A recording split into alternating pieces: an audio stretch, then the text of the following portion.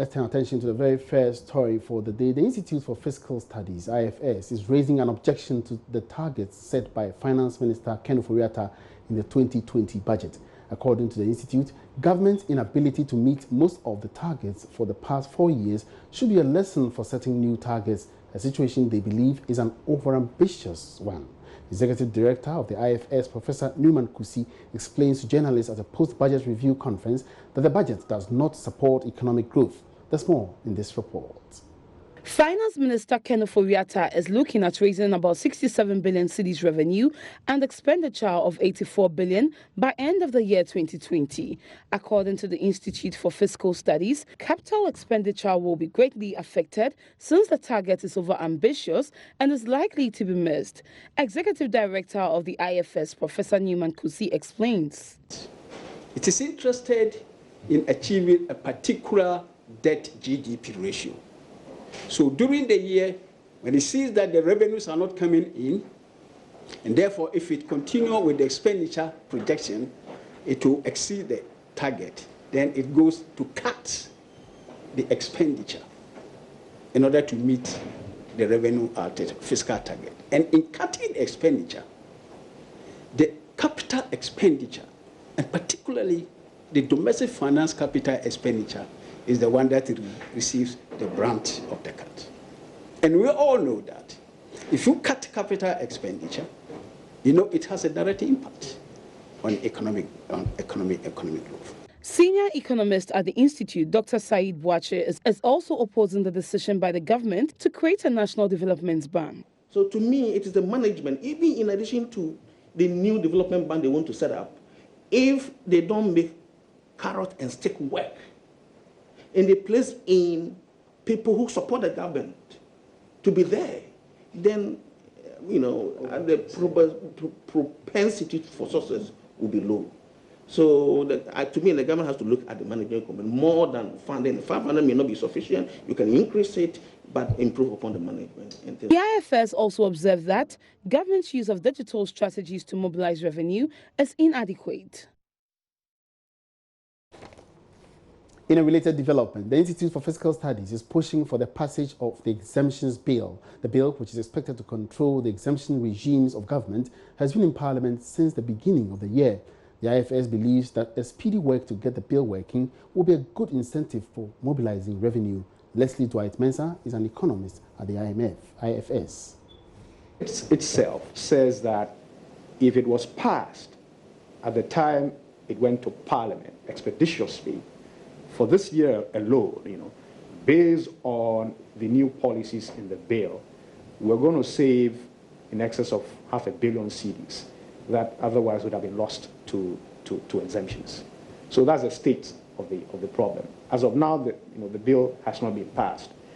And in enumerating the revenue measures in the budget, which back up the 2020 projections, the minister did not cite the exemptions bill. He did not say that the passage of the exemptions bill, blah, blah, blah, will contribute to the target. So it's not part of the revenue policy expected for 2020 according to the budget. And we are insisting, that progress must be made on the exemptions issue. If it is passed, will it take a retrospective effect? That's right. You know that the Constitution prohibits retrospective application of legislation. That's my answer. Let's do some more financial stories. Then tax expert Abdallah Ali Nachian has kicked against distress actions by the GRA as a way of helping to retrieve taxes from defaulting companies.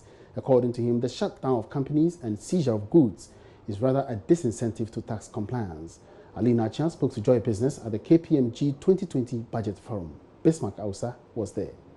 In recent times, the Tax Enforcement Unit of the GRA has intensified the clamping down on companies defaulted in the payment of taxes. The move, which forms part of efforts to ensure compliance of the tax laws, also comes at a time when the presidency has raised concerns about the lack of action by the authority to meet its revenue targets. But tax expert Abdallah Ali Nachia thinks otherwise. He says the distress action should be the last resort if all other options fail. If you go locking up the person's shop because he owes you, he is out of business. So people who would have supplied him and he would have withheld taxes and given to you, you won't get it. VAT he would have charged if he was still working and giving you, you won't get it. So you are closing avenues for your own tax. Another way I was thinking about is, can't we place somebody there just as we've done with receivers for the bank? You put somebody there, any business he does for the day, the money is taken and paid to GRA until you recover your money and then you withdraw that agent. It's I think, because what we need is the revenue for the state to develop. So why do we block the opportunity for the person to make money and for us to recover? In a keynote address at the forum, Finance Minister Ken Ofori-Atta reiterated government's commitment to fiscal discipline entering into the election year. Of the fiscal excesses that usually occur in election year, and have therefore committed to ensure that the economy is managed to prevent a reoccurrence of fiscal slippages in 2020 and another election year.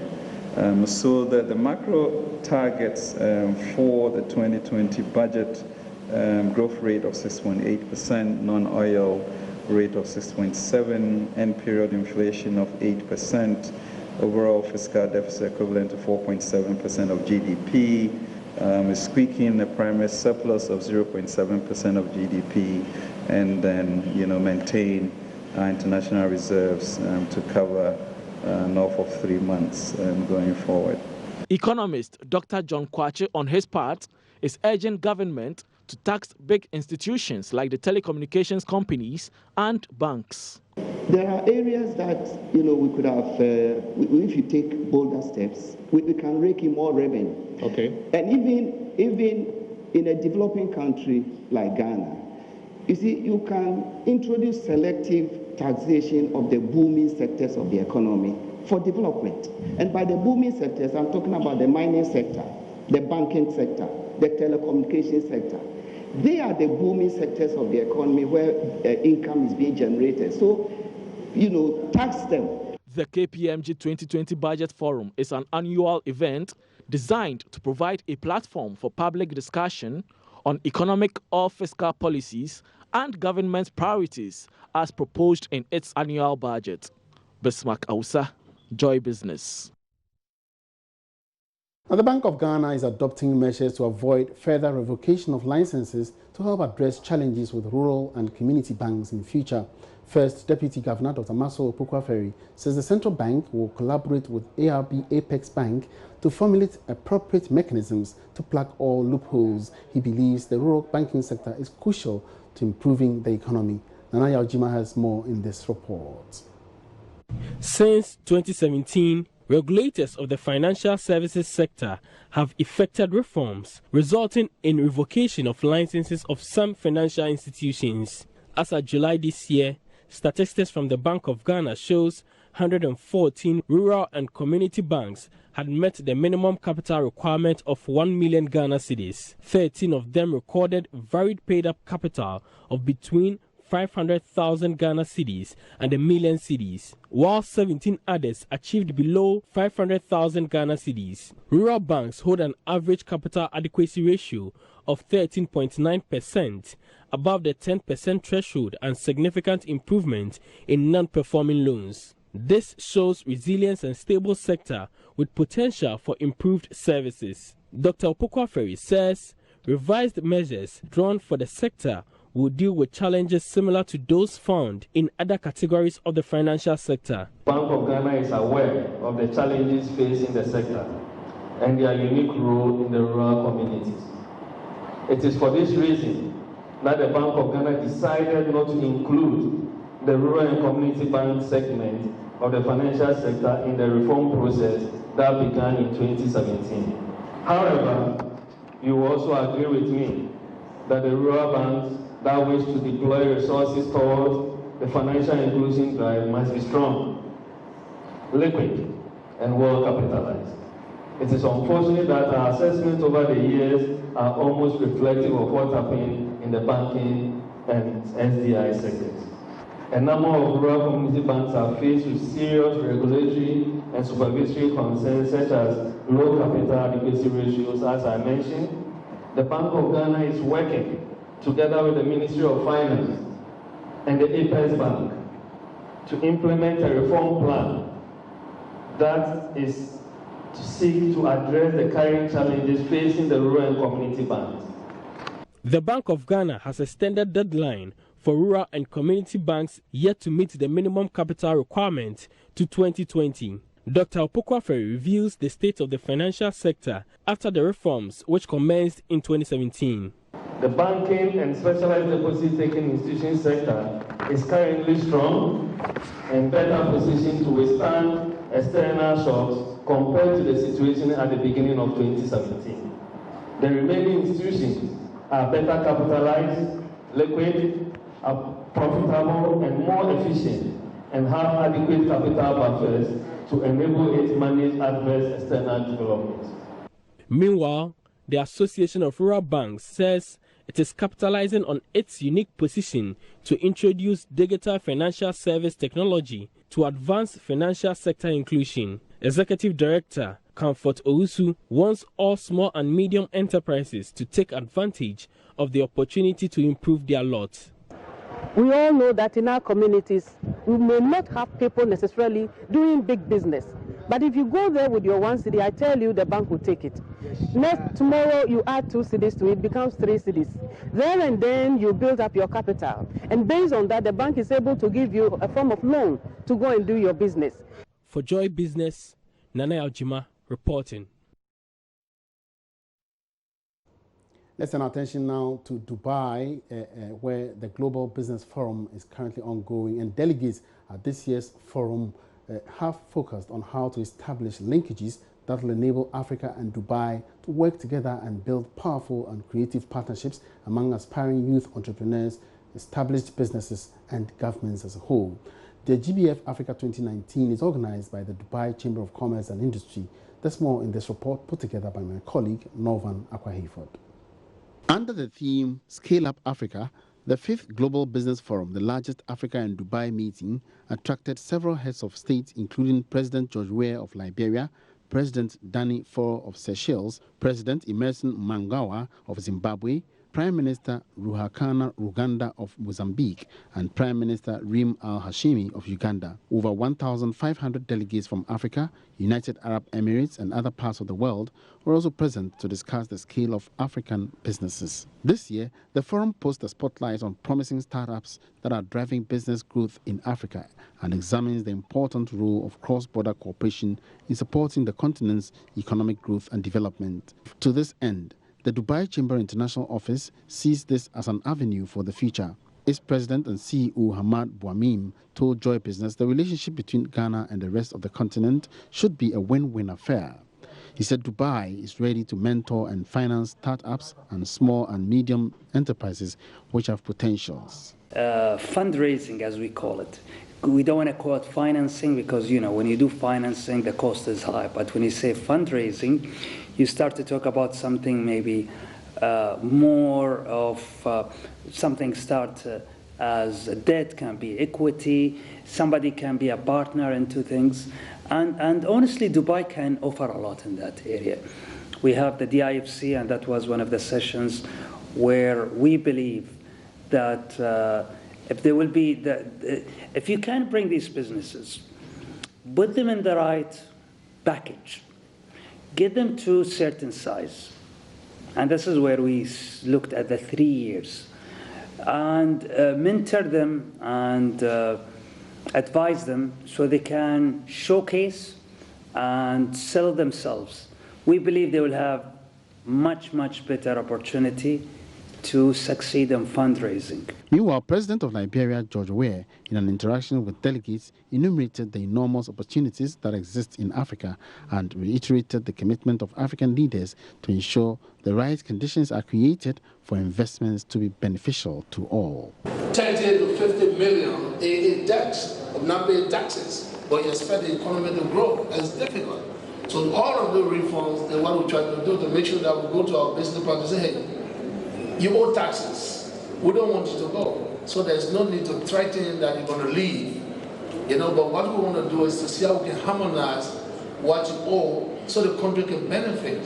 And our new partner to see how we can do honest business with them. The forum was also used to announce preparations so far made towards the hosting of Dubai Expo 2020, which is expected to boost economic growth among participating countries. So this year's Global Annual Business Forum here in Dubai is looking at scaling up Africa, and the focus is on the youth, especially those in startups and the small and medium-scale enterprises. And they say there's also funding available for those who are interested in ensuring that they can grow their business to help move the continent, especially at the time that we have, signed up to the Continental Free Trade, which hopes to boost trading in Africa.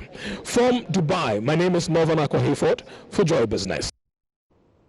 So Liberia is making a headway in implementing reforms to attract new investments to build the nation. Liberia's President George Oponweah disclosed this at the Global Business Forum in Dubai during a one-on-one session.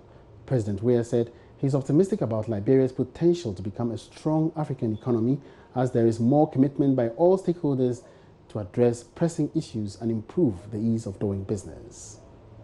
He talked about all of the things that investors need, but again, he did not talk about honest investors. Some of the issues we face with here is some entrepreneurs and investors come in, they are not honest even with the partner, the people they do business with.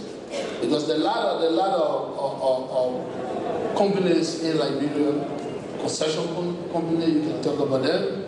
But again, you'll be surprised that most of the major companies that are supposed to grow the economy, they're not even paying their taxes.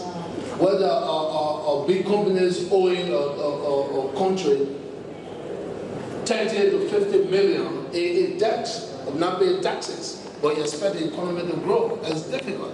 So all of the reforms and what we try to do to make sure that we go to our business partners and say, hey, you owe taxes. We don't want you to go. So there's no need to threaten that you're going to leave. But what we want to do is to see how we can harmonize what you owe so the country can benefit. And our new partner to see how we can do honest business with them. Corruption everywhere. In every government, people flag corruption, whether it's true or not. But at the end of the day, they don't show if the system is really corrupt. And some of the things, when people talk about corruption, there are a lot of processes in governance. You got a tendering process. Some people come to the tendering process. If they don't make it in that tendering process, they claim as corruption because it's not in their favor. But when it's in their favor, even if there's corruption, the claim is fair. So you see, there are a lot of intricacies in the way people view corruption. But what I try to do, as I said, I will tackle corruption. Now, the lack of farming techniques for smallholder farmers could have a negative toll on their ability to maximize their output within the agricultural value chain. Chief Executive of leading global commodity merchant Agrotech Limited, Rahul Gopinath, spoke with Joy Business at the 2019 Ghana Club 100 Awards. His company received 3 awards, including the 10th on the ranking and Best New Entrant Award. I think in Ghana, the farmers are primarily smallholder farmers. And that is partly to do with the land tenure system, which is being followed in Ghana. But there are 2 schools of thought. One is that only large farmers can be successful. But we come from the school of thought that even smallholder farmers could be successful.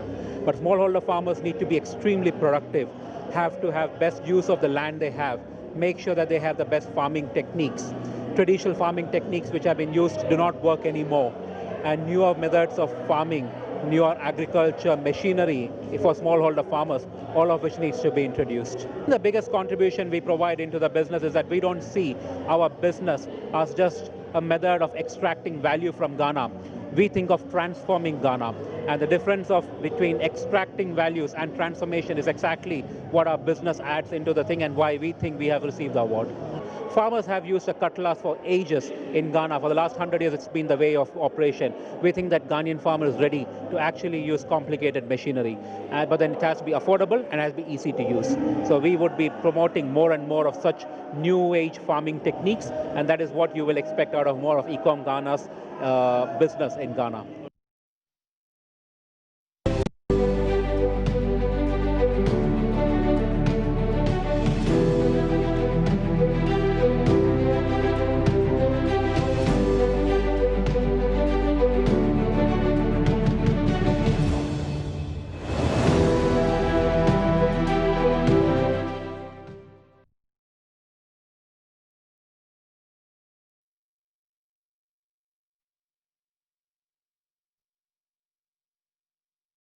So we want to end on a rather interesting note, and one of our top stories today, two agro-based companies, Prospect Feed and iScarecrow, have been awarded $50,000 each as winners of the 2019 edition of the Cosmos Innovation Center Agrotech Challenge.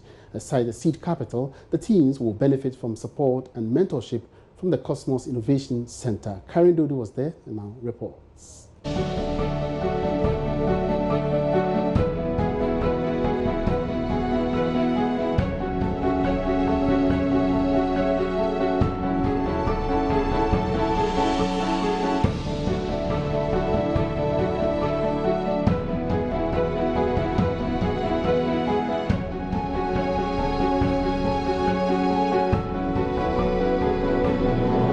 The announcement of the winners of the 2019 edition of the Cosmos Innovation Center Agrotech Challenge was a long-awaited moment for the 11 teams. After 11 months of intensive training and preparation, each team was expectant to walk away with the ultimate prize of $50,000. For Prospect Feed and iScarecrow, it was a dream come true. The two teams that are going to receive $50,000 each seed funding to grow their business, get the support, coaching from the KIC incubator are Prospect Feed and iScarecrow.